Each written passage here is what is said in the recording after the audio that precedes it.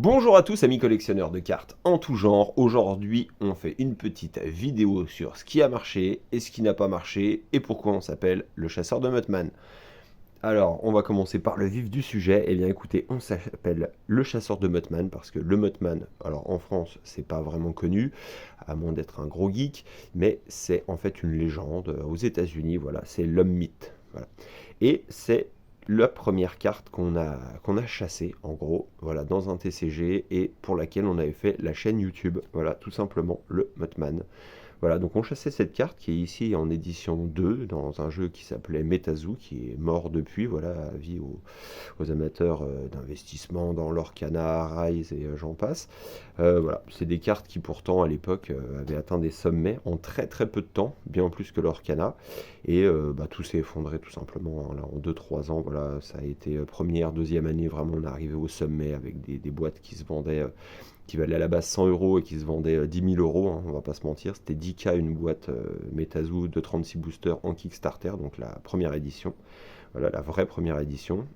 Et après, voilà, tout est parti en sucette. Donc, avis aux amateurs de l'Orcana, quand vous achetez ce genre de nouveaux trucs et qu'il n'y a qu'une carte qui vaut 1500 euros dans le set à avoir, on se rapproche plus du PMU et des jeux à gratter que de la collection ou du jeu tout simplement, puisque bon, l'Orcana, moi je vais souvent dans des boutiques, de vieilles boutiques, hein, qui font ça depuis plus de 20 ans, donc qui sont dans les TCG, les cartes à collectionner, etc.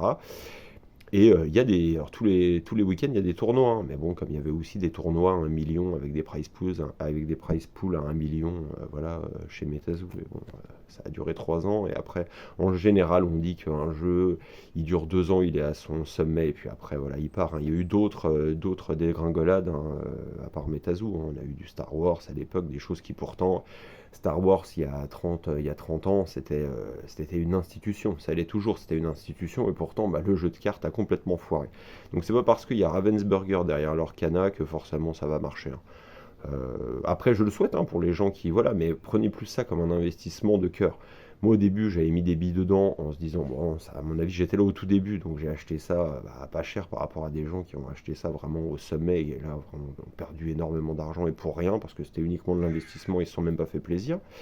Moi, tout ça, c'est des trucs que j'ai ouverts, donc voilà, on s'est fait plaisir. On y croyait aussi, hein, on va pas se mentir, hein, autrement c'est difficile de se lancer dans quelque chose si on n'y croit pas. J'y crois toujours un petit peu, hein, même si on va dire des cartes comme ça, une Mossman, on va passer un petit peu. Ça, c'était les cartes qui étaient sorties voilà, pour la première année, il me semble. Ouais. La première année de sortie de Metazoo. Voilà. Bon, c'est des cartes, je sais pas, qui se valaient 20-30 euros. C'est pareil, ça, c'est des cartes qui se vendaient à 50-60 euros. Maintenant, si vous la vendez 2 ou 3 euros, vous avez de la chance. Très bel holographisme au passage, hein, j'avais bien aimé. Pour moi, c'était un mélange de Magic pour le côté un peu sombre et puis de Pokémon pour le côté holographique, un petit peu enfantin, voilà, jaune avec des jaunes ou d'autres couleurs, mais avec des bords rouges. Voilà. Donc tout ça, c'était des cartes qui étaient. Après, j'ai pas envoyé à grader, Dieu merci, parce que ça aurait été encore de l'argent en plus de perdu, voilà. La Power Up Red, donc c'est pareil, c'est des cartes qui vendaient, je sais pas, 50-60 euros, ça doit se vendre 5 euros, 10 fois moins maintenant, voilà. Fireball, Chanel Fireball, on reconnaît ici le petit logo, ça c'était une boîte qui vendait des cartes, une grosse chaîne, hein, qui a été vendue, et rachetée d'ailleurs je crois. Et voilà, donc ça c'est des cartes qui s'étaient associées à cette boîte qui depuis elle-même a fermé, voilà, rachetée par je sais plus quel géant. Il y avait ça qu'on pouvait trouver dans des Buckstopper, voilà, donc ça c'est des cartes qui se vendaient pareil, en fonction des auras, c'était toutes celles qui étaient... c'est des terrains, hein, tout simplement, mais des terrains full foil comme ça. Donc ça, il y en avait un dans chaque volet avec 3 sur 10. 2021, ça se vendait pareil entre 50 et 100 euros en fonction des terrains. New Year's Celebration, donc, comme son nom l'indique, c'était, vous voyez, le graphisme, franchement, j'aime beaucoup, hein. J'aime beaucoup. La qualité des cartes est ce qu'elle est, hein. C'est pas non plus, on est en dessous du Magic et du Pokémon, hein. C'est pareil, on se rapproche plus de l'Orcana, parce que vous voyez, l'Orcana, j'en ai touché un petit peu. Vous voyez les premières boîtes et tout ça qui sont pas scellées, ça fait peur, hein. Faut pas oublier que l'investissement et toute l'économie, elle marche sur la confiance, hein. Quand il n'y a plus de confiance, ça s'écroule, hein. Vous le voyez en bourse et compagnie. Voilà. Muttman encore, ça c'était celle qu'on avait dans des petits... elles étaient scellées celles-là. Voilà, j'en avais acheté deux. Très jolie petite Muttman. C'est beaucoup de nostalgie, alors que ça date pas d'aussi longtemps, mais j'ai l'impression d'avoir ouvert ça il y a déjà super longtemps. Celles-là, je les avais remisées, je les avais mis dans un carton, je les avais oubliés un petit peu, là ça permet de les re-regarder un petit peu.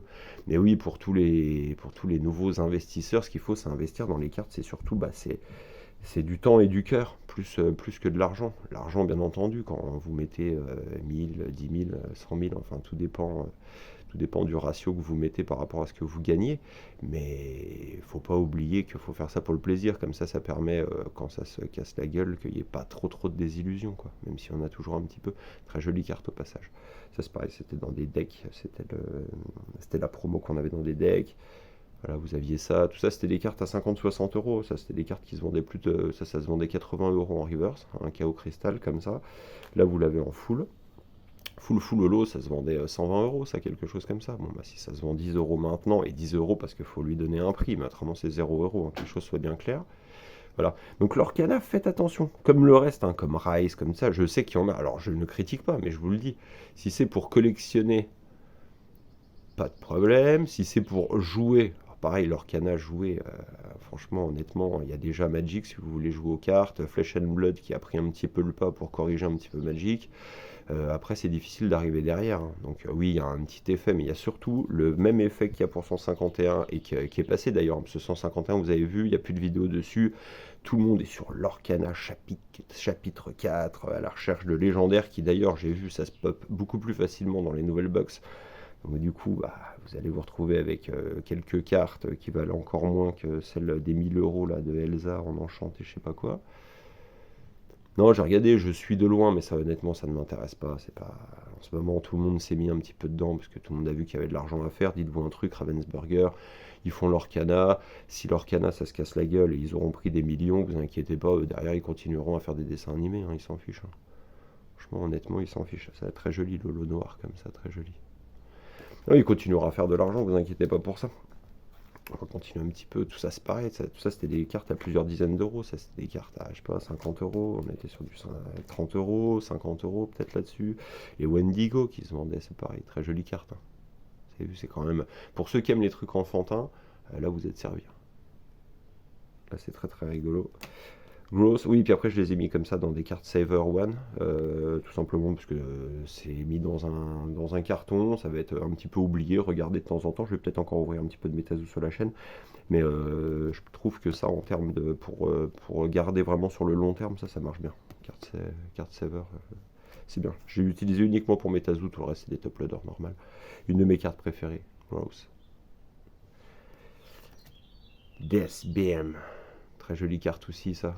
Joli holographisme. Franchement, vous me direz ce que vous en pensez, parce que bon, la plupart, à mon avis, vous ne connaissez pas. C'est sorti à la base, ça devait sortir dans d'autres langues, mais ça s'est pas fait. Mais ça a atteint des sommets. On avait, comme je vous dis, des boîtes à 10 000 euros qui se vendaient de Metazoo, ce qui est pas forcément. J'ai pas regardé, mais ce qui doit pas être forcément non plus le cas pour l'Orcana. Et pourtant, bah, tout est tombé. Même si c'est Ravensburger, là, il y avait personne derrière. Mais quand Mike Waddle il a lancé ça sur Kickstarter, il y a eu, je sais plus, pratiquement, ou même plus, 1 million de dollars qui ont été trouvés pour lancer ce TCG. Donc voilà. Et après, c'est une grosse pyramide de Ponzi, quoi. Mais moi, j'adore les illustrations, hein. Ça changera rien. Et puis, on en a ouvert aussi beaucoup. Il y a des gens, ils ont acheté en CD à des prix exorbitants. Et puis, du coup, ça vaut rien. Ils n'ont pas ouvert. Ils n'ont pris aucun plaisir là-dedans. Bigfoot, voilà. Parce qu'en fait, c'était un jeu sur les cryptides. Donc, sur en fait, un peu les légendes américaines, voilà, et nord-américaines, je pense. Bigfoot. Mothman, édition 1, très jolie. Dimmac, avec une collaboration Dimmac. On avait les box toppers qui se trouvaient dans les booster box première édition, ça c'est pareil. Dedans, vous pouviez avoir une carte, même PSA 9, PSA 10. Vous pouviez avoir Red Ink, la carte la plus rare, on va dire, de tout Metazoo, hein, hors certains prototypes et tout ça. Et ça, la carte se vendait pas loin de 10 000 euros. Voilà, et vous pouviez avoir ça dans ce genre de box topper. Un box topper qui maintenant doit se vendre, je sais pas, 20 euros à tout casser. Et voilà, une petite pépite, Mothman. Très joli Mothman. Voilà, d'où le nom de la chaîne. Voilà, en édition 1. Alors ça c'est pareil, ça se vendait 500, 600 euros, plus de 1000 euros en PSA 10. Ah, ça vaut plus rien. Ça vaut plus rien à part le fait qu'on y mette. Enfin, ça vaut ce que vous y mettez, en valeur, hein, d'une certaine manière. Si vous l'aimez, elle vaut quelque chose. Si vous voyez uniquement le côté pécunier, bah oui, c'est sûr que vous êtes pris une sacrée douille. Voilà, très joli Motman, la même en édition 2, on voyait que l'impression n'était pas forcément la même, hein. C'était pas les mêmes coloris si on était un peu plus sur du violet, hein, aussi un petit peu plus sur du bleu. Encore un box topper, voilà, box topper qui ne vaut plus rien. Lighting Aura, on avait vu, hein, c'était voilà, celles qui sont full holo. Metal Man of Alabama, Medium Source. Et puis j'aimais bien ce côté un petit peu dark, un petit peu voilà, qu'on retrouvait. Et puis même le graphisme, hein. Bon, après c'est sûr que les gens ont détesté ça parce que voilà, ils venaient de Magic. C'est Alpha Investissement Rudy là qui avait lancé un petit peu ça. Donc voilà, bon, après il s'est fait pas mal insulter pour parce qu'il y a des gens qui ont perdu énormément d'argent. Je pense qu'il y a des gens qui ont perdu des centaines de milliers de dollars là-dedans, voire peut-être des millions, mais au moins des centaines de milliers, parce que je faisais partie de tous les groupes et encore maintenant. Et je vois des gens qui vendent des boîtes là, qu'ils auraient pu vendre à l'époque 10 000 et qui ont du mal à se vendre 300-400 euros, quoi. Sam Sinclair, c'était un petit peu le héros de la série, parce qu'ils avaient également sorti aussi des cartes tops et ils avaient aussi sorti une BD, voilà, tout simplement. Mais oui, attention, faites-vous plaisir, toujours la même chose, hein, c'est les avis qu'on donne ici en investissement, bah, c'est souvent de ne pas en faire, voilà, et puis d'investir surtout du temps et puis de l'amour dans les cartes, quoi, et les illustrations, ça j'adorais cette illustration aussi. Ghost Train, Train Fantôme, Loveland Mailman, alors ça c'est pareil, ça se vendait, je sais pas, 150 euros, ça doit se vendre 20 ou 30 euros maintenant, première édition, voilà, très jolie petite carte, elle est encore scellée.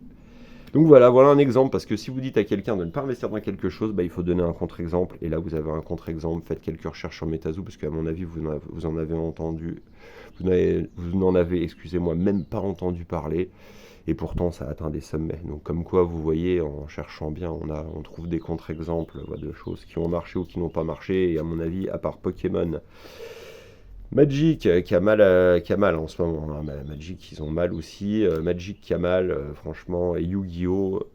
Bah, le reste, bah, n'investissez pas dedans à part du temps et de l'amour, mais autrement vous gagnerez pas de quoi acheter une maison ni une Ferrari plus tard. Voilà. Bah écoutez, il me reste à vous souhaiter une bonne fin de journée, et puis on fait l'ouverture des 2500 abonnés normalement aujourd'hui ou demain pour s'ouvrir ce petit coffret Pikachu V Union 25 ans. Voilà. Bonne fin de journée.